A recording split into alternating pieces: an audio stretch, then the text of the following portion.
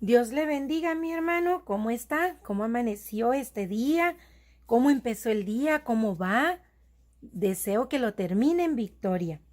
Si usted se sujeta a la palabra de Dios, créame que este día será de gozo y bendición, porque la palabra de Dios no miente y dice que los que moran que en los que mora el Espíritu Santo dan frutos de gozo y bendición, de gozo y alegría. Así que, mi hermano, vive en bendición y sujétese a la palabra de Dios y todo será más fácil, porque Jesús dice que llevemos su yugo y la carga será ligera.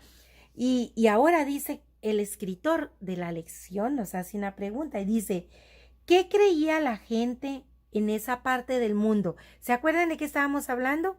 Del pueblo de Israel que fue llevado cautivo a Babilonia por su desobediencia. ¿Se acuerdan que miramos al libro de Daniel porque vimos el ejemplo de Daniel y sus amigos? Todavía no hemos visto cómo se comportaron, pero vimos que fueron seleccionados para servir al reino de Nabucodonosor.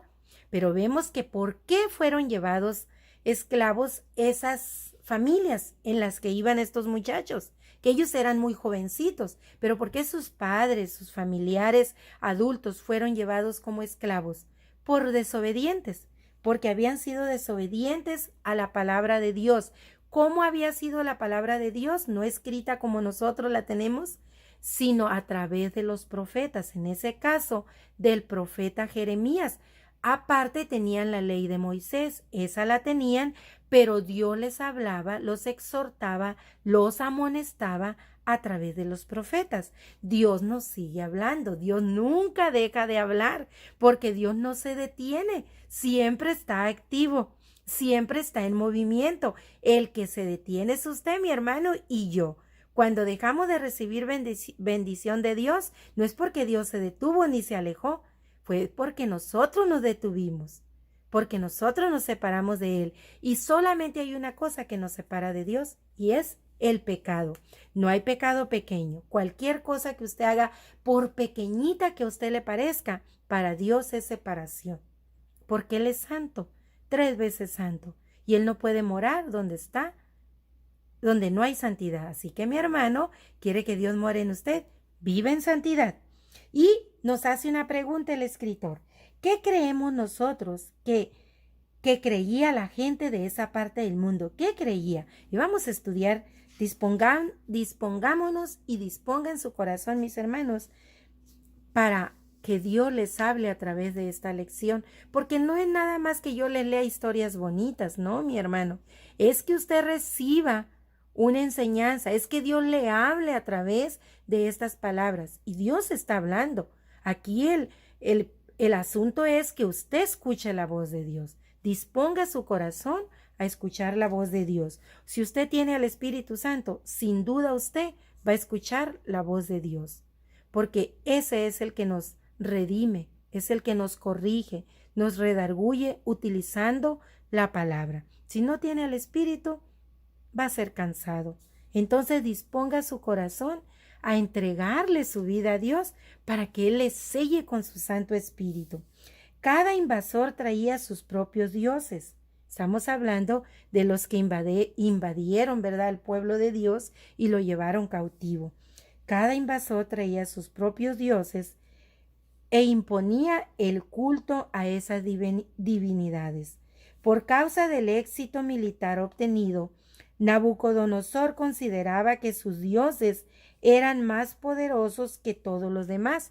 Lo que Nabucodonosor no sabía es que él estaba teniendo poder sobre el pueblo de Dios por su desobediencia, que en realidad era el castigo de Dios. No era porque Nabucodonosor fuera más listo ni más poderoso, sino que ese poder que estaba teniendo era por la desobediencia del pueblo de Dios. Cuando algo viene a tener poder sobre nosotros, ya sea el chisme, ya sea la idolatría, cualquier cosa, es porque somos nosotros los que estamos abriendo esa puerta a Satanás para que tenga poder sobre nosotros. No, y ese poder, ¿por qué Dios lo está permitiendo? ¿Por qué Dios está permitiendo esa enfermedad, ese problema, esa situación? Por nuestra desobediencia, Por eso, así le pasó también al pueblo de Dios, y por eso Judá fue llevado cautivo.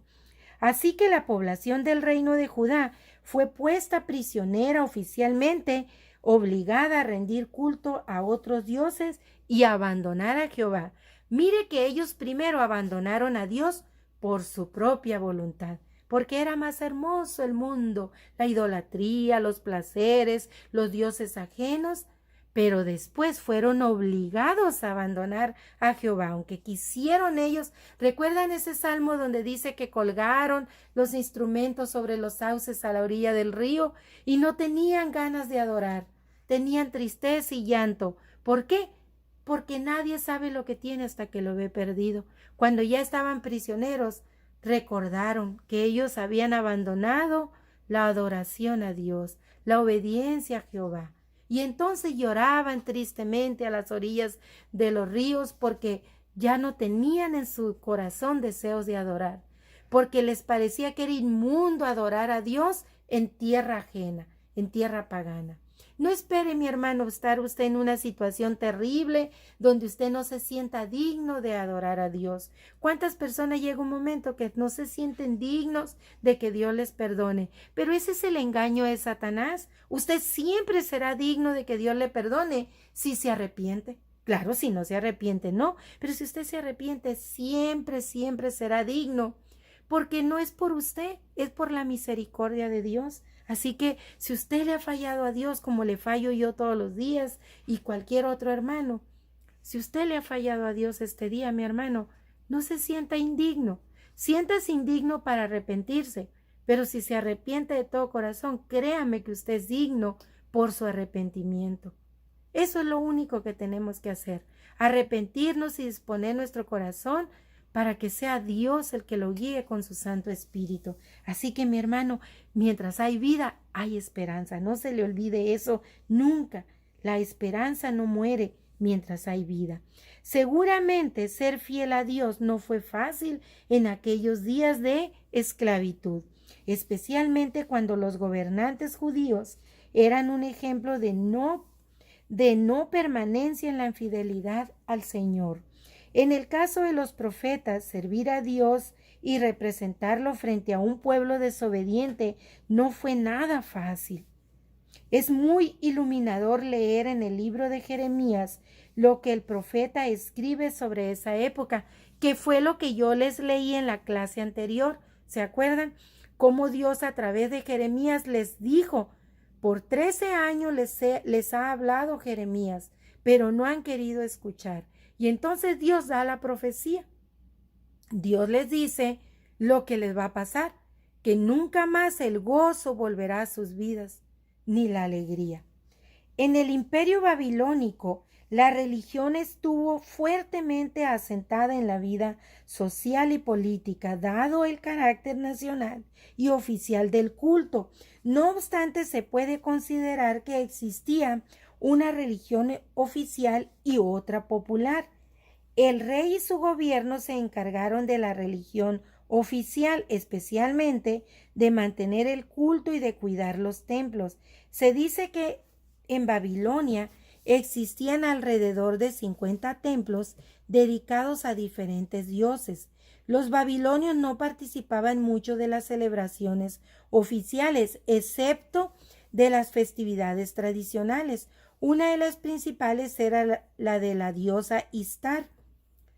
Era una divinidad junto con Bel, llamado Merodach por los hebreos, también identificado como Marduk, dios del sol y principal divinidad de los babilonios. Las celebraciones de Istar eran coloridas, con mucha alegría, y el culto en su templo incluía la prostitución sagrada. Es decir, se prostituían en el templo y lo consideraban sagrado.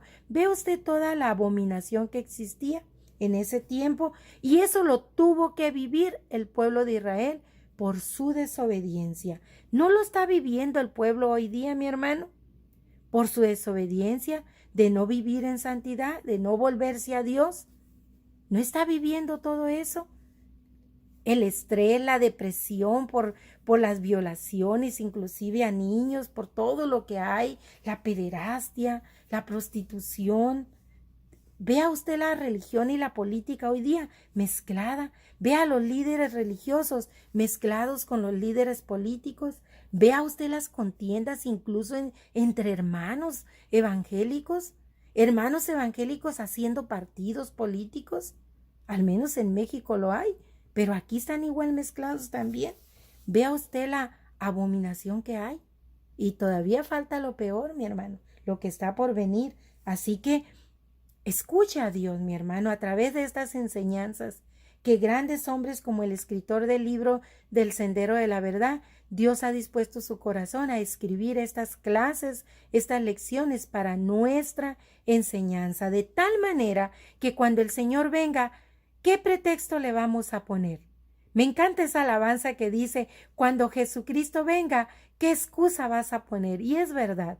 Cuando Jesucristo venga, si usted se queda, ¿qué excusa va a poner? Si usted tiene que pasar la tribulación para irse con el Señor, para poder ir con el Señor, si usted tiene que pasar la tribulación, es porque usted fue desobediente, es porque usted no le entregó su vida.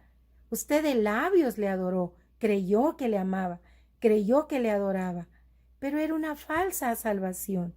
Si usted fue salvo, usted debe estar caminando en santidad. No hay excusa. ¿Por qué no hay excusa? Porque el Señor le dirá, tuve predicadores delante de ti, tuve evangelistas, tuve la internet, que es una gran red, frente a ti donde había predicaciones, alabanzas, cultos, había mucho de donde tú aprendieras de mí, te dirá Dios. Tuve maestros que te enseñaron, tuve misioneros que alguna vez tocaron a tu puerta y no abriste. O abriste y no escuchaste. Entonces el Señor nos dirá eso. ¿Qué excusa? No habrá excusa. Solo habrá llanto y lloro. Digo, llanto y crujir de dientes, como dice la parábola de las vírgenes. Entonces, mis hermanos, hoy es el día. Hoy es el día de salvación. Por eso dice la palabra, hoy ha llegado la salvación. Así que, mi hermano, acuérdese, si usted es salvo, sea santo. Y si usted no es salvo, sea salvo. Ore a Dios y entréguele su vida con verdadero arrepentimiento. Pues mire, acabamos de ver aquí cómo había una adoración que era una prostitución sagrada. Istar recibió muchos nombres y su mitología también cambió en diferentes pueblos del cercano oriente. Esta diosa fue la diosa de la fertilidad, del amor y de la guerra. Se la representaba generalmente como una mujer desnuda, otras veces con cabeza de animales, como por ejemplo la cabeza de un toro, la cabeza de un caballo o de un burro, y otra diversidad de símbolos que se utilizaban. En el tiempo del cautiverio de los judíos, los babilónicos tenían una serie de dioses y una serie de mitos, algunos de los cuales les había llegado de los asirios y estos los habían recibido de los sumerios. Además, los babilónicos habían establecido el culto al rey de su nación. Paralelamente a lo anterior, la religión popular consistía en una multitud de dioses personales que cada familia tenía. Asimismo, las personas usaban amuletos, fetiches y otros ritos para resolver una variedad de situaciones como problemas y enfermedades. Hay cristianos hoy día, bueno, se dicen cristianos, porque si fueran cristianos no lo harían, que todavía tienen esos ritos, esos fetiches como el aceite de Israel, el cojincito que fue traído de Israel, el agua bendita de Israel. Dios no necesita nada de eso para obrar en nosotros. Así que si todavía tiene eso, que allí tiene la piedrita traída de Israel, el corazoncito, el cojincito, el aceitito santo, la agüita bendita, tire eso, mi hermano. Esa es idolatría, son fetiches, no sirven para nada. Nosotros fuimos salvos por un Dios grande y poderoso, Rey de reyes, Señor de señores, un Dios 3 veces santo. No necesita nada. Cuando usted viene Cuando usted tiene necesidad por enfermedad, por problemas, por lo que sea, cuando usted tiene necesidad de Dios, solo doble su rodilla y vaya a Él en el nombre de nuestro Señor Jesucristo y no necesita más, mi hermano. Si usted abre su corazón a Dios, Él le va a escuchar. Solamente usted vaya limpio a Dios, porque Él es un Dios santo y no le va a escuchar si usted antes no le entrega la inmundicia. Usted entréguele toda la inmundicia en oración a Dios y Él lo limpia día con día. Eso es lo que Apocalipsis dice. El apóstol Juan dice en Apocalipsis, limpiar tus ropas todos los días, limpiar las ropas. Eso es venir todos los días en oración a Cristo y entregarle aquello en lo que le hemos fallado. Sí sabemos, si somos salvos sabemos, porque el Espíritu Santo nos va a revelar en qué le hemos fallado a Dios y podemos venir todos los días a Dios a entregarle eso y no necesitamos más. Con eso es que Él nos limpia de todo pecado. Así que, mis hermanos, la gente participaba de esas manifestaciones religiosas cuando estaba cautiva en Babilonia. ¿Quién era esa gente a la que se refiere la lección? El pueblo de Israel que había sido llevado cautivo. En cambio, de nombres que se relatan en Daniel 1:7, hay un fuerte contenido religioso en lo que nosotros podemos ver, y ahorita vamos a ir al texto bíblico. Y es verificable cuando observamos el significado de esos nombres. Es decir, que los nombres tenían un significado religioso. Recuerdan que a Daniel y a sus amigos les fue cambiado el nombre. ¿Recuerdan eso? Recordemos que también para los judíos los nombres eran importantes y tenían un significado que el portador del nombre tomaba con mucha seriedad. En opinión de algunos historiadores, el cambio de nombre para el encargado del servicio del Palacio Real implicaba que los jóvenes Daniel y sus 3 amigos estarían bajo una nueva autoridad espiritual desde ese momento. Por eso sus nombres fueron cambiados. Al respecto de lo anterior, hay un comentario bíblico donde usted puede aprender más sobre esto, y es el comentario bíblico Beacon. Nos da algunos significados de nombres. Usted puede ir y consultarlo. Por ejemplo, ahí dice que Daniel significa Dios es mi juez, y se lo cambiaron por Belsasar, cuyo significado es el tesoro o el secreto de Bel, ¿verdad? Ananías significa el Señor ha tenido gracia, y a este muchacho le pusieron el nombre de Sadrach, que significa la inspiración del sol. Misael significa alguien que viene de Dios, y su nombre se lo cambiaron por Mesac, que significa alguien que pertenece a la diosa Sesac. Finalmente, a Azarías, que significa el Señor es mi ayudador, le pusieron el nombre de Obed-Negó, que significa siervo de Nego, que es la estrella de la mañana. Entonces podemos ver aquí, el primer nombre es el nombre que tenían ellos como judíos, y el primer significado que les di, pues es el significado para el pueblo judío. Pero el segundo nombre y el segundo significado es el nombre que les dieron en Babilonia y el significado que tenía de acuerdo a los dioses o las divinidades a las que iban a servir en Babilonia. Nabucodonosor, de acuerdo al relato bíblico, empleaba un número de sabios, adivinos y magos a quienes consultaba cuando tenía alguna necesidad, y para eso quería a estos muchachos. Por eso especialmente había pedido que fueran bien instruidos. Los caldeos que se mencionan en el libro de Daniel eran los científicos de la época y decían tener la capacidad de interpretar toda clase de señales. Esos conocimientos se adquirían mediante el estudio, y en razón de esto el rey indicó que los jóvenes cautivos que fueron seleccionados, es decir, Daniel y sus amigos, debían también estudiar durante 3 años para poder servir a Dios en el palacio del rey. Y vamos a ir a estudiar un poquito, muy poquito, vamos de nuevo a estudiar en el libro de Daniel otra vez desde el versículo 1 del capítulo 1, pero hoy vamos a avanzar hasta el versículo 7. Vaya a su Biblia en Daniel capítulo 1 y dice, en el año tercero del reinado de Joacim, para que no se le olvide, rey de Judá, vino Nabucodonosor, rey de Babilonia, a Jerusalén, y la sitió.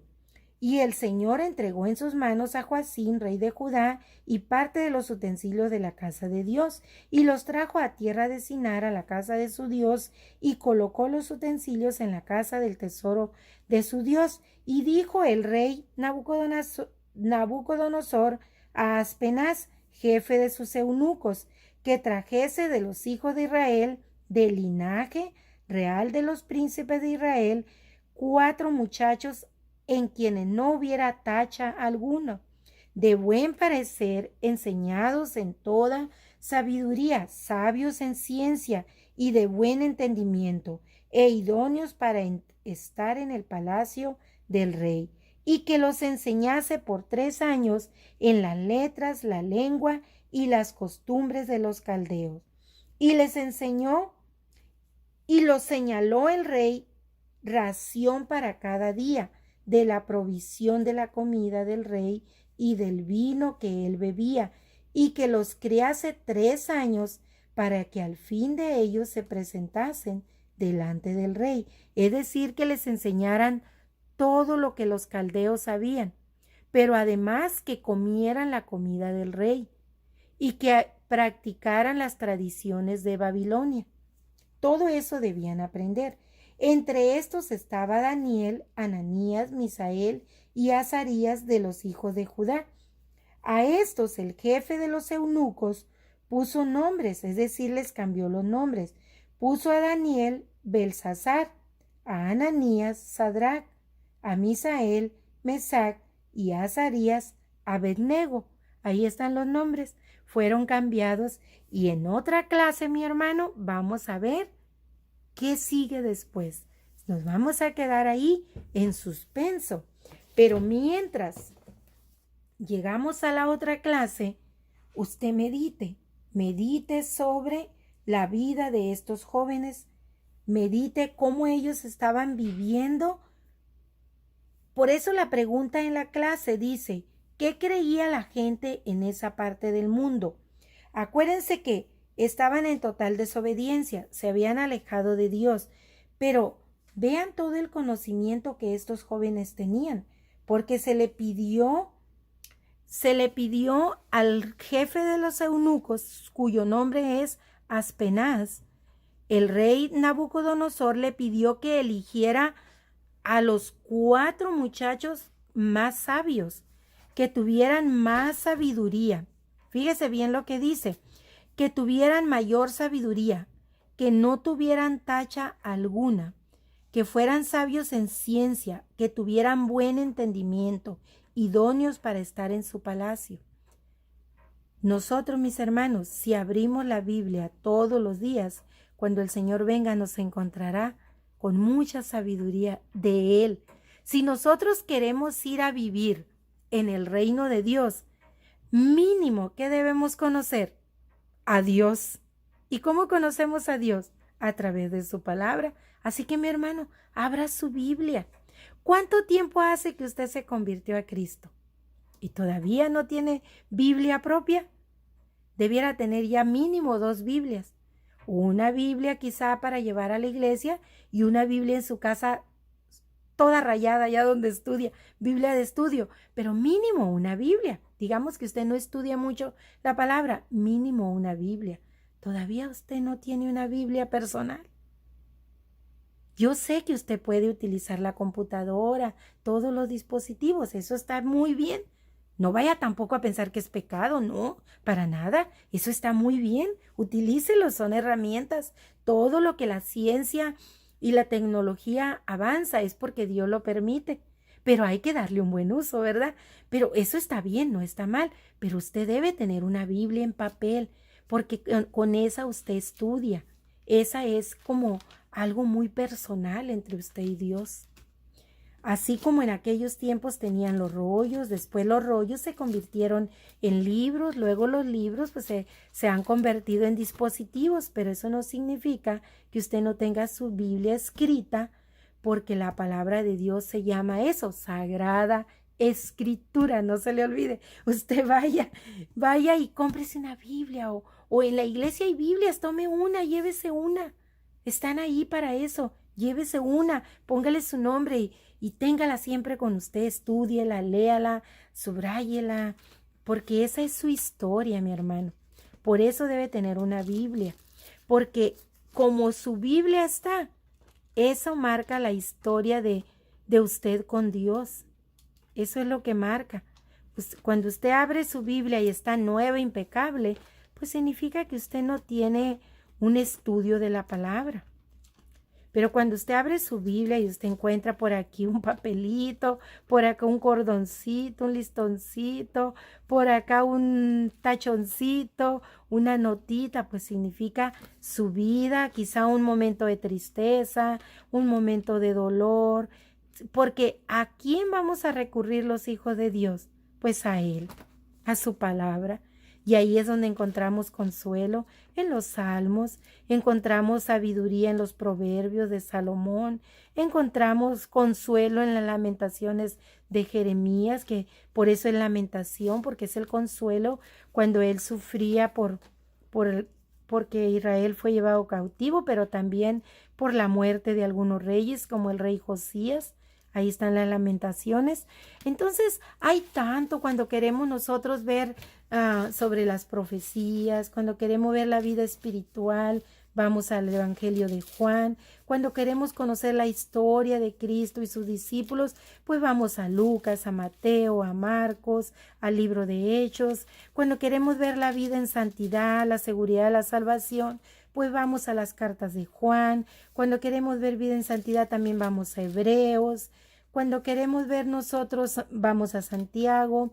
Cuando queremos ver cómo caminar con Cristo, cómo ser un buen padre de familia, un jefe en nuestro hogar, pues vamos a las cartas que Pablo envió a Timoteo, a Tito. Hay tanto cuando queremos ver cómo la vida de joven agrada a Dios, está la vida de Timoteo y Tito.